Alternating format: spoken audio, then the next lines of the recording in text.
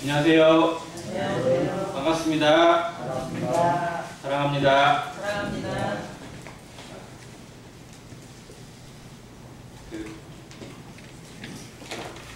아침에 이재윤님을 해야 될 것 같아서 아침에 일찍 준비해서 좀 나갔었는데 아직 병실로 옮기지는 못하시고 응급실에 계시는 상황이었는데 자매님이 저를 처음에 딱 보고 하신 말씀이 역시 성도들의 기도가 세다고. 어제 상황을 봐서는 자매님도 너무 당황하셨긴 하지만 성도들도 뭐 더 말할 것도 없잖아요. 근데 식사를 제대로 잘 못하시고 속이 좀 안 좋다고 하시는 분이 소파에 앉아서 TV를 이렇게 보고 있었는데 자세가 조금 이상한 것 같아서 좀 불러봤는데 반응이 없대요. 그리고 한번 얼굴을 봤더니 눈동자가 또 풀려가지고 있는 상황. 어떻게 보면 그때 이제 쇼크가 오신 거죠. 근데 당황하지 않으시고 바로 119를 불러서 조치를 취하시는 것이 또 하나의 어떤 은혜였던 것 같습니다. 근데 가는 동안에 경련을 엄청나게 하시고 또 막 좀 심장치 않은 그런 증세가 계속 보여서 중요한 건 이제 예수병원으로 오려고 했는데 예수병원에서 안 받아줬어요. 지금 의료대란의 어떤 그런 것들이 거기도 좀 문제가 있어서 결국 그래서 좀 멀리 있는 대장병원에 받아줄지 어떨지 모르는데 일단 가보겠다고 해서 갔는데 받아줘서 일단 거기로 들어간 겁니다. 근데 그 밤에 잠깐 있는 그 동안에도 정말 제대로 의식이 돌아와야 되는데 그런 모습이 들어오지 않으니까 너무 이제 겁이 났었는데 새벽에 정말 은혜로 의식이 돌아오고 또 사람들도 알아보고 또 말도 약간 시작하시는 모습. 그래서 제가 갔을 때는 이제 이런 걸 맞으면서도 물을 조금씩 이렇게 들여서 이제 마시게 하는 그런 상황이었습니다. 정말 믿는 자들이 합심하여 드리는 기도가 어떤 역사를 만드는 또 하나님께서 그 기도에 어떻게 응답하시는지를 또 우리의 눈으로 목격하게 하시는. 그래서 정말 간절히 의지하고 모든 일에 기도와 간구로 해야 될 사명을 또한 생각하게 하는 그런 일이 아니었나 생각이 되었습니다. 앞으로 더 건강을 위해서 함께 기도해 주시고 또 누가 어떤 일을 당할지 정말 아무도 모르는 것 같아요. 그래서 정말 서로에 대해서 더 관심을 가지고 혹여라도 좀 잘 안 보이는 분이 있다면 더 관심을 가지고 기도하고 또 연락도 하고 하는 그런 모습이 되었으면 좋겠습니다. 오늘 구약 인물 공부하는 시간인데요. 오늘은 엘리라는 제사장 겸 사사였던 엘리에 대해서 그리고 엘리와 그 두 아들에 대해서 생각하면서 주제로 잡은 게 자녀 훈육의 중요성이라고 적었습니다. 자녀 양육에 대한 책임을 있잖아요. 부모로서.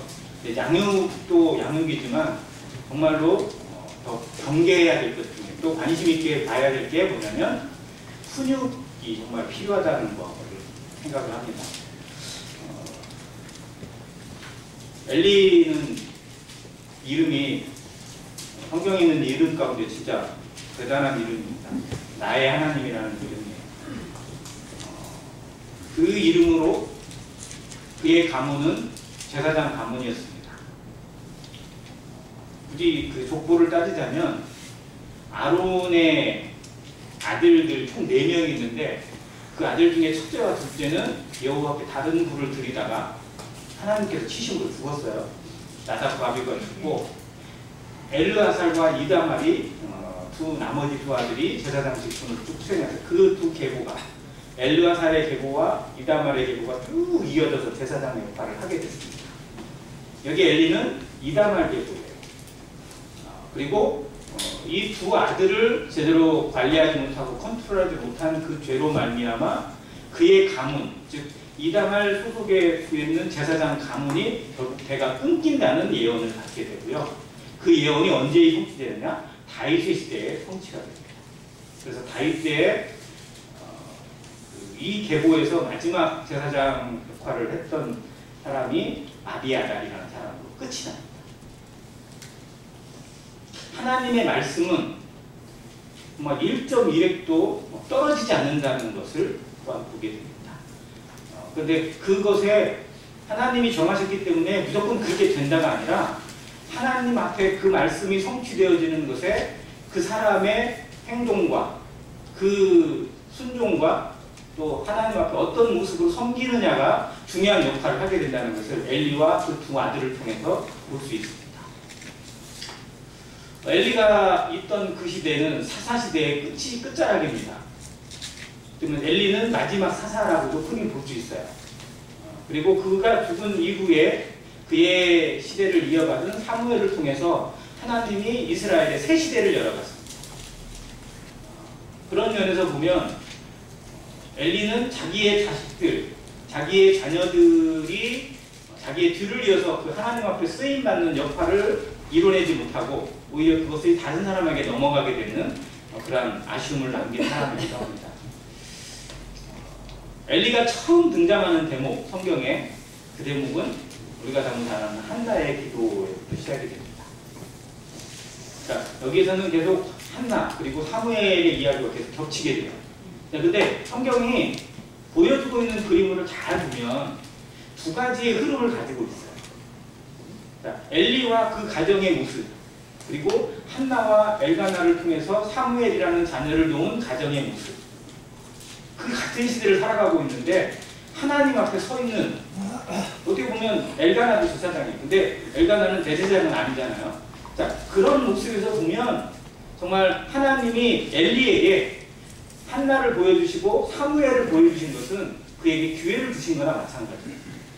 아, 우리의 자녀가 저랬으면, 내 아들이 저렇게 자랐으면, 아, 그러면 내가 저렇게 해야 되는 거구나 라는 생각을 한번 해봐야 되잖아요. 그러니까 견본이 있어요. 본보기가 있다는 말이에요. 우리에게 뭔가 표본을 삼을 수 있는 사람이 있고 어떤 일이 있어요. 나를 돌아보게 하고 내가 정말 정상으로 가고 있는 건지 혹 잘못된 모습인지를 들여다볼 수 있는, 거울이 될 수 있는 그런 일들이 있고 그런 사람이 있다는 겁니다. 그러면 그 일을 통해서 보고 그 사람을 만나고 경험하면서 나를 돌아보고 반성하고 정직하게 하나님 앞에 회개의 기회를 찾고 회복의 기회를 가져가야 그게 신앙 양심이에요.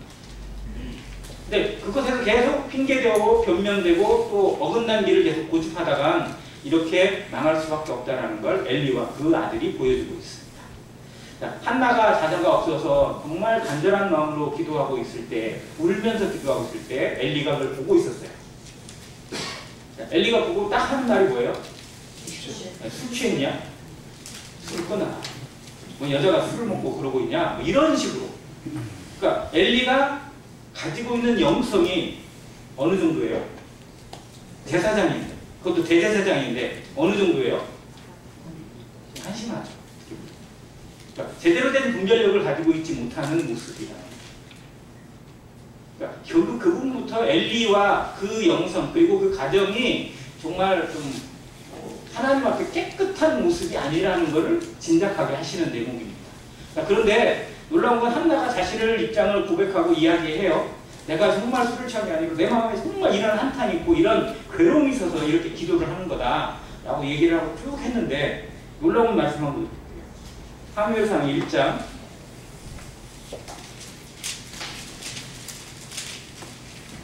17절입니다. 성경에 있는 주목 중에서 엘리가 유일하게 좋은 모습으로 기록된 거예요. 엘리가 대답하되 이르되 평안히 가라. 같이 읽습니다. 시작. 이스라엘의 하나님이 내가 기도하여 구한 것을 하시기를 원하노라 하니. 자, 엘리가 그 한나의 기도와 간구와 괴로움을 듣고 그가 뭐라고 축복을 했느냐면 평안히 가라. 이스라엘의 하나님이 네가 기도한 것을 어떻게 하기를 허락하시기를 내가 원한다. 나도 너의 기도에 같이 기도하겠다. 평안히 가라. 아마 너의 그 소원을 하나님이 이루어주실 것이다. 라는 이야기예요. 자, 그런데 한나가 이 말을 듣고 이 제사장이 자기가 한 말을 듣고 어떻게 됐어요? 18절에 보니까 이르되 당신의 여종이 당신께 은혜 입기를 원하나이다. 정말 그 말대로 그렇게 되기를 소원합니다. 라고 해놓고 가서 다시 먹고 얼굴에 다시는 근심빛이 없더라. 그러니까 뭐예요? 그 말을 어떻게 받은 거예요? 하나님이 하시는 약속을 받아버린 거예요. 그러니까 엘리의 상황은, 엘리의 상태는 정말 하나님의 말씀을 대언해거나 어떤 능력으로 선포할 만한 그런 영성은 아니었어요. 그런데 간절히 듣고 있는, 또 간절한 마음으로 기도하고 있는 한나는 그 말을 들었을 때 정말 하나님의 말씀을 받게 됐다는 거예요. 여기 이 부분이 중요한 게 뭐냐면요, 말씀이 전해지고 말씀을 듣습니다. 전하는 자의 영성도 중요하죠. 그런데 더 중요한 건 뭐다? 듣는 사람의 영성. 그러니까 듣는 사람의 마음이 너그럽고 정말 그러한가 하는 마음으로 듣잖아요. 간절한 마음으로 듣게 되면 그 말씀의 영성이 또하죠. 조금 어떤 아쉬움이 있어도 정말 하나님의 능력으로 받게 되고 역사가 일어나게 되는 것을 여기서 보게 됩니다. 이건 전하는 자도 중요합니다. 그런데 듣는 귀가 더 중요하다는 것을 이 한나를 통해서 한번 생각해 보게 돼요. 자, 엘리의 모습이 이래요. 그런데 그 가정에 대해서, 그 집에 대해서 성경이 보여주고 있는 대목, 정말 2장 12절 보겠습니다.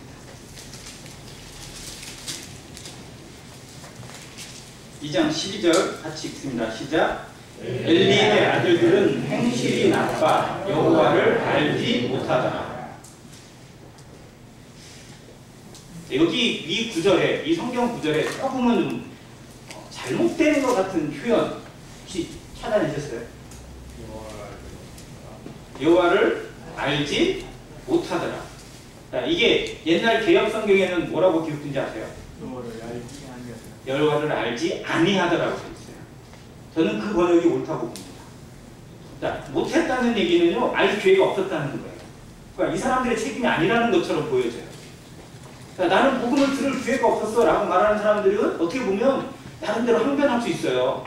근데 복음을 듣고도 거절한 사람은 변명할 수 없는 거잖아요. 그럼 이 사람들이 여호와를 알 기회가 없었어요? 홈리와 비나스가 하나님에 대해서, 여호와에 대해서, 이 제사에 대해서, 제사장의 직분에 대해서 안 들었겠어요? 공부를 안 했겠습니까? 아버지가 안 가르쳤겠어요? 충분히 가르쳤을 겁니다. 그런데도 알지 않았어요.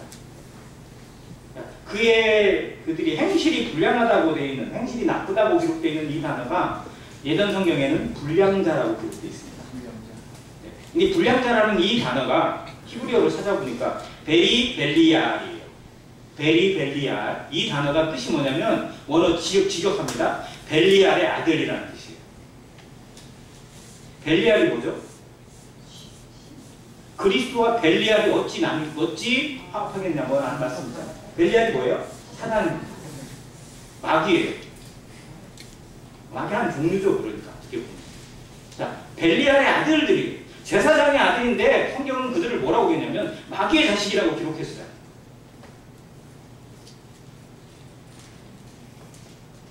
이 성경이 판단한 하나님이 말씀이 선언하는 것이 실상 되게 무서울 때가 있어요. 예수님이 요한복음 8장에서 유대인들이랑 막 논쟁을 하고 대화를 하고 막 얘기하는 부분이 나옵니다. 그들이 실상은 예수님을 믿은 것처럼 보여줬어요. 왜? 기적을 많이 보고 뭔가 끄덕끄덕하고 이렇게 했으니까. 그런데 나중에 정체를 알고 보니까 예수님이 그들에게 뭐라고 해요? 너희는 너희 아비 누구에게서 났다니? 마귀에게서 났다. 그래서 마귀가 하는 일을 너희도 한다고 그랬어요. 마귀 자식이라는 겁니다.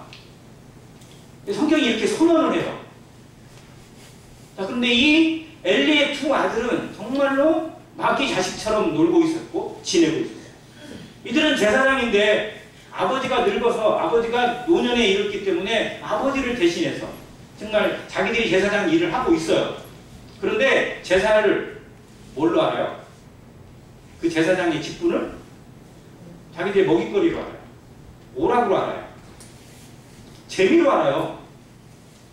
여기서 뭐 한번 재미있는 거 뭐 없을까? 어떻게 좀 즐거운 거 없을까? 오늘은 뭘 해볼까? 이러면서 하나님 앞에 제사 드리는 사람들을 정말 괴롭히는 것이 너무 당연한 것처럼, 거기에서 음식을 양을 가져오든 소를 가져오든 자기가 먼저 해. 뭐를 맛을 봐야 되겠대요. 그리고 하나님 앞에 드려지는 제물을 얼마나 우습게 여겼으면 자기들의 먹거리로 생각하는 거예요. 자, 오늘은 소에 뭐를 먹어볼까? 오늘은 뭐를 좀 먹어볼까? 이런 식으로 궁리하고 있어요. 그러니까 그들의 머릿속에 자신들이 제사장이라는 그 사명감이 이만큼도 없습니다. 자기들이 지금 누구 앞에 서 있는지를 몰라요. 그 제사를 받고 계시는 하나님이 어떤 분이신지를 모르고 있어요. 이게 얼마나 통탄한 일입니까? 하나님께서 이스라엘 백성들에게 진노하시는 대목들, 이사야서의 말씀에 있고 말라기서에 나와 있는 하나님이 제사에 대해서 경고하시는 부분이 있어요. 뭐라고 해요? 가져오지 말라는 거예요.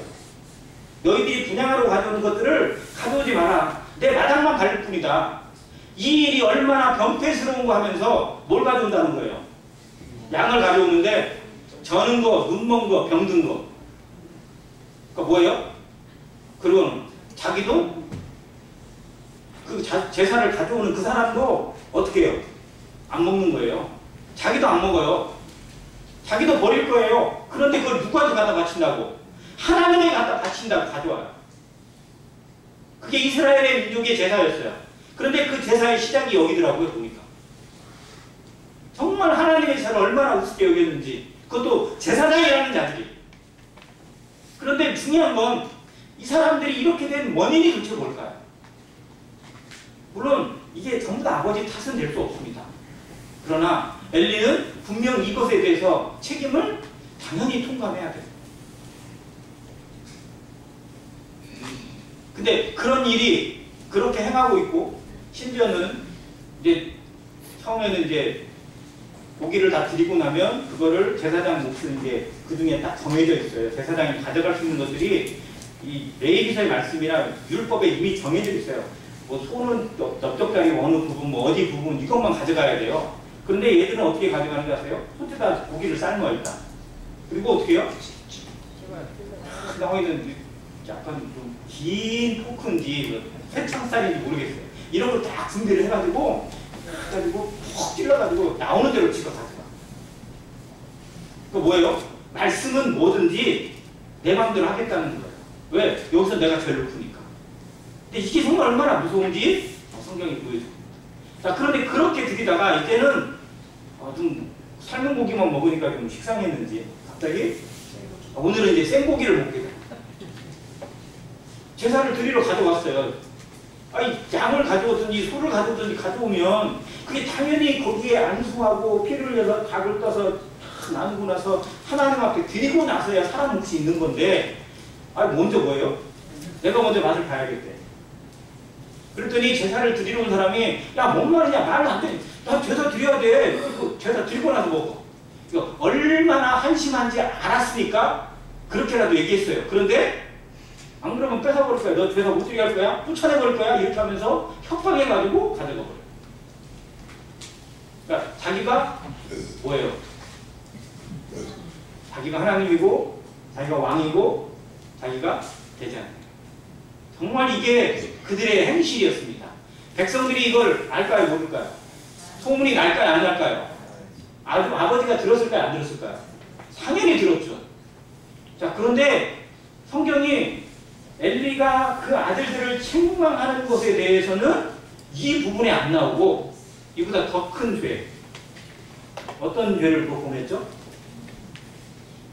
자, 그 회막에서 수종드는 여인들이 있어요. 이 수종드는 여인들을 이스라엘에서 뭐라고 했냐면 들여진 여인들이라고 합니다. 그러니까 거기에 봉사자들이에요. 그래서 일부 성경학자들은 입다의 딸이 입다의 서원에서 이렇게 죽게 되었잖아요. 그게 실제로 죽은 게 아니고 이렇게 회막에 봉사하는 봉사자로 들여졌을 것이다 라고 추측하는 사람도 없잖아요. 있긴 있더라고요. 그런데 아무튼 이들은 처녀의 몸으로 하나님 앞에 드려지는, 즉 어떻게 보면 서원이 되어 있는 그런 인생으로 회막에서 섬기고 봉사하는 일을 해요. 그리고 결혼하지 않는 것으로 알려져 있다고 합니다. 그런데 그 여인들 어떻게 해요?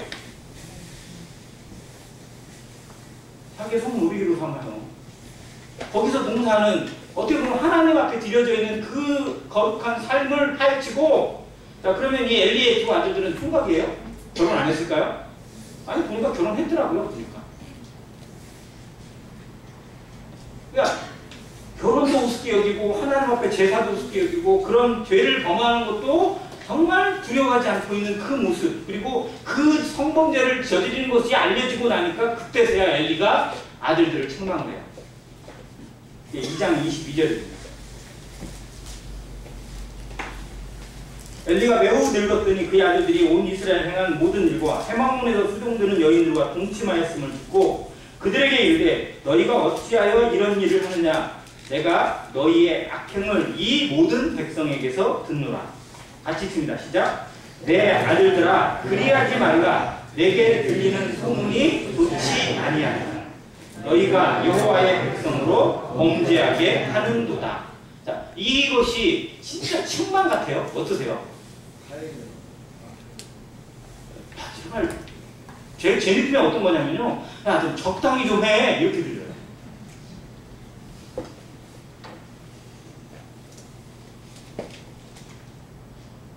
정말 하나님의 제사를 우습게 여기고 있고 백성들에게 정말 손가락질 받고 있고, 그리고 그 일로 말미암아 이스라엘의 모든 영성이 얼마나 퇴보가 되어져 있고 하나님의 이름이 모독을 받고 있는데, 그것이 자기의 자녀들이기 때문에 정말 여기에 대해서 야 정말 그러지 마, 정말 이런 식으로 나가고 있다면 엘리는 끝이 난 겁니다.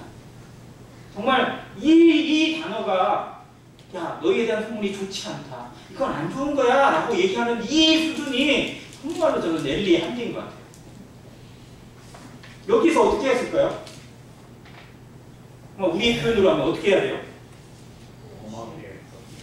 다리 몽둥이를 포들포들하죠. 여기서 그냥 정말 그게 훈육 아닐까 싶어요. 근데 실상 그렇게 얘기해도 들어요, 안 들어요? 안 듣죠. 왜냐하면 그 전에 안 돼 있어요. 정말 자녀 훈육은 때가 있다 없다. 때가 있어요, 없어요? 있어요. 때를 놓치면 어떻게 돼요? 압니다. 정말. 어릴 때 정말 어떻게 보면 귀엽다고, 뭐 예쁘다고 해가지고 막 다 받아주고 뭐 이렇게 하다 보니 나중에는 정말로 할아버지 수염에 불질러요. 이거 조선시대에 나온 거거든요, 그게. 하도 귀엽다고 해주니까 할아버지 수염 가지고 장난치다가 나중에 할아버지 수염에 초 갖다 대가지고 불질렀다는 거야. 그런데 정말 우리의 아이들은 어떠한지도 한번 생각해 보게 되고, 정말로 그 때를 놓친, 그 훈육에 대한 것에 대한 책임을 다하지 못하고 그 가정을 이끄는 그런 책임을 가지고 있는 사사이고 제사장이고 하나님 앞에 정말 쓰임 받아야 될 이 엘리의 가정이 하나님의 이름을 가장 더럽히는 가정으로 지금 낙인되고 있어요. 자, 그러면 하나님이 이 일에 대해서 가만히 계셨느냐? 아니라는 거예요. 27절, 2장 27절입니다. 하나님의 사람이 엘리에게 와서 이 일에 대해서, 이 자녀들의 모습에 대해서, 너희 가정에 대해서 하나님 앞에 드려지고 있는 이 잘못된 것들에 대해서 하나님은 가만히 용납하실 수가 없습니다. 그래서 말씀하시는 거예요. 하나님의 사람이 와서 얘기합니다. 야, 니들이 정말 하나님 앞에 제사장이 되고 하나님 앞에 분향을 드리고 이런 일을 행할 수 있는 것이 내가 정말 너에게 준 복이 아니겠느냐. 그런데 너는 29절, 너희는 어찌하여 내가 내 처소에서 명령한 내 재물과 예물을 밟으며, 같이 있습니다. 시작. 내 아들들을 나보다 더 중히 여겨 내 백성 이스라엘이 드리는 가장 좋은 것으로 너희들을 살찌게 하느냐. 누구를 더 중히 여긴다고요? 자기 자식이 더 중요해요. 하나님보다 자기 가족이 우선이고 자기 자녀가 우선일 수 있어요. 그런 모습이 우리에게 나타날 수 있다는 겁니다. 정말 이게 두려워해야 돼요. 너희는 먼저 그의 나라와 그의 의를 구하라. 여기에 그의 나라, 먼저라는 이 단어 속에 실상 우리의 모든 것이 다 포함되어 있습니다. 예수님도 제자들에게 뭐라고 말씀하셨냐면, 나보다 더 자기의 부모나 형제를 사랑하는 자는 하나님 나라에 합당하지 않다고. 정말 우리들의 어떤 그 신앙이 하나님 앞에 어떠한 모습으로 서야 할 것인지를 엘리를 통해서 한 번 더 생각하게 되었습니다. 그리고 30절 후반부에 이제 나 여호와가 말하노니 결단코 그렇게 하지 아니하자. 이것만 뭐냐면요, 그 제사장 직분을 갖게 된 그 가문, 즉 엘리의 가정과 그 가문이 끊임없이 하나님 앞에 분향하고 제사를 드릴 수 있는 그 영광을 누리게 하시겠다고 약속을 했었거든요. 그런데 어떻게 하겠다? 결단코 그렇게 안 하겠다는 거예요. 하나님이 스스로 정하신 것을 그들이 짓밟았기 때문에 스스로 버리시겠다는 겁니다. 즉 이스라엘을 하나님이 버리시겠다는 것과 어떻게 보면 같은 맥락이죠. 그렇게 하지 아니라 나를 존중히 여기는 자를 내가 존중히 여기고 나를 멸시하는 자를 내가 경멸하리라. 자, 엘리는 이 말을 들었어요. 선지자가 와서, 하나님의 사자가 와서 자기에게 해주시는 이 경고를 들었습니다. 자, 그러면 그 두 아들에 대해서 정말로 제가 생각할 때는 어떻게 말을 안 듣더라도 뭘 해야 되느냐? 이들이 절대 하나님 앞에 분향하거나 제사를 드리지 못하게 해야 돼요. 그 일을 아예 금해야 돼요. 절대 그 일을 해서는 안 됩니다. 그러니까 뭐라도 제대로 했어야 돼요. 근데 그냥 어떻게 보면 되겠지, 어떻게 되겠지, 뭐 이런 식으로 그냥 막연하게 하지 않았을까라는 생각이 들어요. 그러면서 하나님의 말씀에 34절에 내 두 아들 홈리와 비나스가 한날에 죽으리니 그 둘이 당한 그 일이 내게 표징이 되리라. 이 두 아들을 내가 한날에 죽이겠다는 겁니다. 그래서 제사장의 두 아들, 바로 아론의 두 아들 나답과 아비후가 한날에 죽었습니다. 그리고 엘리의 두 아들 홈리와 비나스가 한날에 죽습니다. 이게 정말 우연이 아니라는 겁니다. 둘 다 직분이 뭐였어요? 제사장입니다.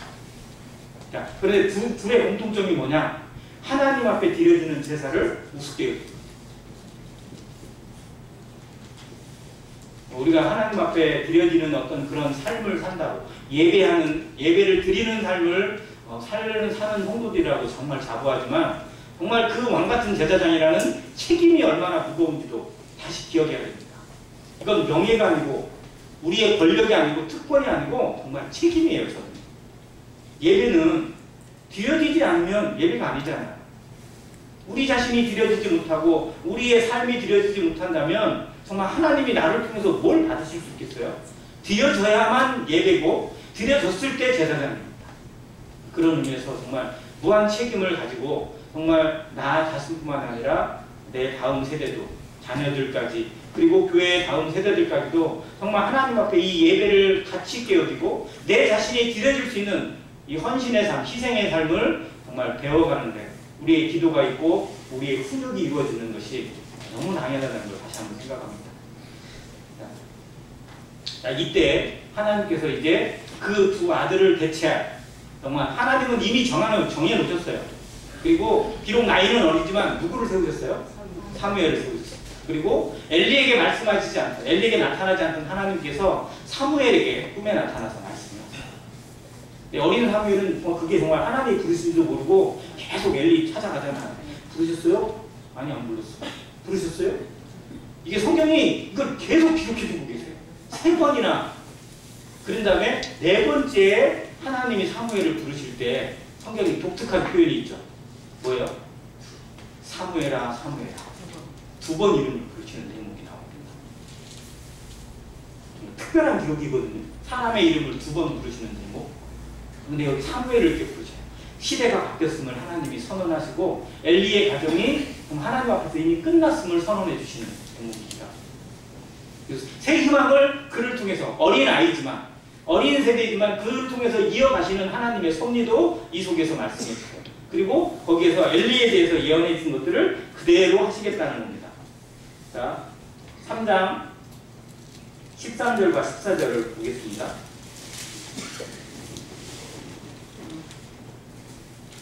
내가 그의 집을 영원토록 심판하겠다고 그에게 말한 것은 그가 아는 죄악 때문입니다.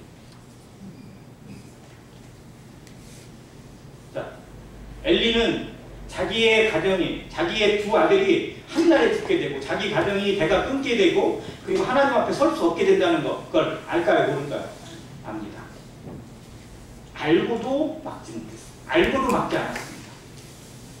흔히 알고도 범하는 죄를 무슨 죄라고 그러죠? 모범죄라고. 모범죄. 근데 정말 그 과실치사는 어떻게 보면 그 조금은 좀 형량이 좀 감해지거나 정상 참작이 될 여지는 좀 있을 수 있지만, 이 고의로 한 거는 어떻게 돼요? 고의로 한 거는 어떻게 됩니까? 가중처벌됩니다. 근데 정말 하나님이 이렇게까지 말씀하세요. 내가 그 열집을 영원토록 심판하겠다고 그에게 말하는 것은 그가 아는 죄악 때문에. 이렇게까지 표현하신 게 뭐냐면, 그가 그걸 너무도 잘 알고 있는데, 그리고 제사장인데 이것에 대해서 소홀히 여기는 것에 대해서 내가 묵과할 수 없다라는 것을 얘기합니다. 그리고 이는 그가 자기의 아들들이 뭐를 자청하되? 저주를 자청하되 금하지 아니하였다. 그는 말렸고 또 나름대로 교육을 했을지 모르지만 하나님 보실 때는 금하지 않았다는 겁니다. 이게 하나님의 선언입니다. 우리의 자녀 세대들이 정말 우리의 기도 제목으로 많이 남겨져 있습니다. 교회의 기도 제목이기도 합니다. 그런데 정말 그 무한 책임이 부모들에게, 또 우리가 정말 어떻게 보면 주님 앞에서 끝까지 눈물로서 감당해야 될 십자가이기도 합니다. 그런데 이 일에 대해서 정말 우리 마음 가운데 어떠한 마음이 정말 이제 예를 들어서 기한을, 예를 들어서 너무 나이가 많아지고 자녀들이 정말 부모의 말을 제대로 듣지 않는 때가 되면 포기해야 되나요? 안 해야 되나요? 아닙니다. 그럴 수 없습니다. 이것은 내 일생이 끝나더라도 정말 하나님 앞에 울고 매달려야 될 일이고요. 정말 내 인생의, 내 신앙의 모든 것들이 여기에 달려있다고 해도 과언이 아닙니다. 그리고 신앙의 가장 마지막 과제는 바로 자녀에게 있습니다. 자녀의 양육이 아니라 자녀의 훈육을 통해서 정말 그의 삶이 나의 눈물과 나의 어떠한 것을 통해서든지 조금이라도 개선되어서 하나님 앞에 드려지는 기도가 되어지고 예배가 되어지고 하나님의 도구가 되어지기를, 정말 내 인생이 드려지더라도 그것을 간절히 원하는 마음으로 우리의 삶이 드려져야 됩니다. 그것이 정말 이 시대를 그나마 조금이라도 지켜낼 수 있고 하나님의 뜻이 이 교회를 통해서 이루어질 수 있는 마지막 헌신의 모습이라고 저는 생각을 합니다. 엘리의 두 아들들은 결국 스스로 자청한 저주를 받아서 죽고 맙니다. 근데 그들이 죽게 되는 과정이 너무 참 어이가 없어요. 하나님이 물론 정하시긴 했지만 이들은 블레셋과 전쟁을 하고 있습니다. 이 제사장들이 무슨 생각으로 전쟁에 참여하게 했는지 모르겠어요. 근데 정말 좀 요청을 해서 갔는지. 근데 전쟁에 지고 나니까 뭔 발상이 나왔는지, 뭔 생각을 했어요? 야, 우리가 하나님을 믿는 백성이 이렇게 져서는 되겠느냐? 야, 하나님을 모셔오자 라고 해가지고 갑자기 실로의 그 회막에 있어야 될 언약궤를, 이게 너무 말 같지도 않아. 지금 어떻게 이런 발상이 나왔는지 모르겠어요. 그거를 전쟁터에 가져가겠다는 거예요. 자, 그러면 엘리는 그 소식을 들었을까요? 안 들었을까요? 들었죠. 그러면 어떻게 해야 돼요? 절대 안 한다고 말려야죠. 아무리 자기가 나이 많고 아들들이 말을 안 들어도 이건 목숨 걸고 말려야 될 일이죠. 그런데 죽기로 작정돼 있어가지고 결국 그 일을 해요. 그런데 그 일을 가져갔더니 이스라엘은 막 기가 살았어요. 와, 드디어 우리의 응원군이 왔다. 블레셋이 겁이 났어요. 그런데 전세가 어떤 얘기하면 블레셋이 갑자기 용기를 내요. 야, 너희 정신 바짝 차려라. 쟤들은 지금 하나님을 모시고 왔다. 우리 진짜 정신 똑바로 차리고 싸우지 않으면 우리 진다. 나는 각오로 더 열심히 싸워요. 그래서 결국은 이스라엘 보병 3만이 죽어버리고 홈리와 비나스 한 자리에서 죽고, 언약궤는 어떻게 됐어요? 폐악됐어요. 정말 하나님의 초소에 있고 하나님의 이름이 담겨있고 십계명 두 돌판이 들어가 있는 그 언약궤를 그 살려받지도 않은 블레셋 족속이 뺏겨가지고 나중에 블레셋 성읍을 뺑뺑 돌아요. 이렇게.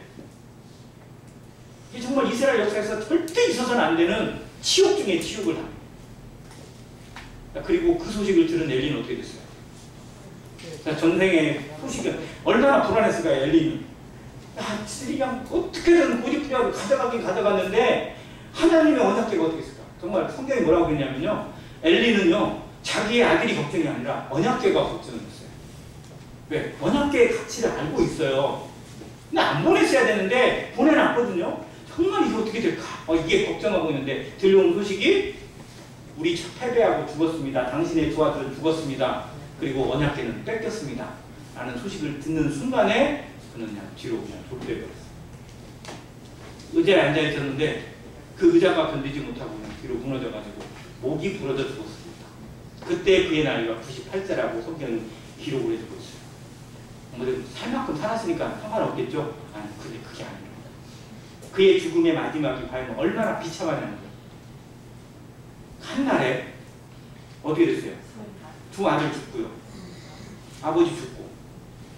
그리고 그 며느리는 정말 아기를 낳다가 죽었는지 안 죽었는지 모르겠는데 아들을 해산하고 있는 그 찰나에 아기를 낳으면서 이름을 이가봇이라고 했어요. 영광이 떠났다는 거예요. 그 가정이 정말 그 파멸의 길로 접어들 겁니다. 그럼 한때는 하나님의 영광을 담을 만한 그릇이었고 나의 하나님이라는 그 이름으로 살고 있고 이스라엘 백성들이 어떻게 보면 존중했을 겁니다. 존경했을 거예요. 그리고 한나라는 여인도 그의 축복의 말을 듣고 하나님의 말씀으로 받고 그리고 그 말 그대로 이루어졌어요. 놀라운 어떻게 보면 정말 회복의 기회가 분명히 있었습니다. 나중에 한나가 사무엘을 그 서원한 대로 하나님께 드려요. 자기가 양육하고 나서 그래서 젖될 때쯤에 데려왔다고 돼 있는데 뭐 그게 4살 때일지 몇 살 때일지는 알 수 없습니다. 근데 아기 때겠죠. 정말 초등학교 들어가기 전일 거라고 생각이 되어져요. 그때 한나가 그 엘가나와 함께 그 아이 정말 기도로 나온 아들 정말 목숨보다 더 귀한 아들을 서원하는 대로 하나님께 드리겠다고 이제 엘리 제사장이 맡겨요. 그 모습을 봤어요. 엘리가. 그러면서 자기와 자기의 가정과 비교가 됐을까 안 됐을까요? 그렇죠. 이런 가정도 있고 저런 어머니도 있고 저런 아들도 있고 저 아들은 정말 어린데도 어머니와 떨어져서 하나님의 언약대로 어머니가 약속했던 그 말씀대로 이 성전에서 살겠다고 찾아왔구나. 내 아들들은 정말 저렇게 형편없는데 라는 생각이 왜 안 들었을까요? 그러면서 아마 자기의 가정을 더 회복하기 위한 기도가 아마 있었을 거라고 생각이 되어집니다. 그런데 그걸 실행을 못합니다. 그럴 힘이 없어요. 그럴 권위를 잃어버렸어요. 아버지로서의 권위가. 정말 이 모습이 정말 엘리 안타깝습니다. 그래서 엘리가 정말 놀라운 건 한나에게 축복한 건 다 돼요. 그래서 그 가정을 보고 와 하나님께서 너희 가정에 정말 복을 주시로나이다 라고 축복을 했어요. 그리고 그 가정이 아기를 못 낳아가지고 그런 난리였는데 한나가 자녀를 몇 명을 더 낳아요? 5명을 더 낳아요. 하나님 은혜하고 능력 아니겠어요? 정말 한나에 대해서만큼은 엘리 같은 사람을 하나님이 사용하셔서 그게 하나님의 말씀을 담고 하나님의 능력을 담아서 축복을 하게 했어요. 그리고 그대로 이루어졌습니다. 그런데 정작 자기의 가정, 자기의 자녀들에게는 그 영성 자체가 전혀 발휘되지 못하고 있고 무너져 있는 모습. 이게 한계를 엘리가 보여줍니다. 정말 너무 안타까운 모습. 그래서 이 마지막 시대에 정말 성도들의 삶, 저희 모임뿐만 아니더라고요. 다른 모임들의 소식을 그래도 제가 좀 많이 듣는 편이잖아요. 자녀들의 어떤 그런 일들이나 어려움으로 인해서 괴로워하는 성도들이나 교회들 정말 많습니다. 정말 눈물로 어떻게 할 수가 없을 만큼 정말 많습니다. 그래서 이 시대가 정말 무엇보다도 더 이 자녀들의 양육과 훈육이 얼마나 우리 인생 가운데 정말 중대한 일인지를 다시 한번 생각나게 하고 우리의 기도 제목일 뿐만 아니라 정말 어떻게 하면 하나님 지혜를 달라고. 왜 우리에게 지혜가 없으니까요. 또 어떻게 보면 때를 놓친 것 같기도 하고 더 이상 기회가 없을 것 같은 그런 안타까운 우리에게 있잖아요. 그래서 더더욱 하나님의 지혜를 구하고 정말 하나님 마지막이라도 우리에게 간절함을 달라고 기도하시라 합니다. 이 일을 위해서 더 기도하는 안행교회가 되고 안행교회 성도들이 되시기를 주님의 이름으로 간절히 기도합니다. 감사합니다.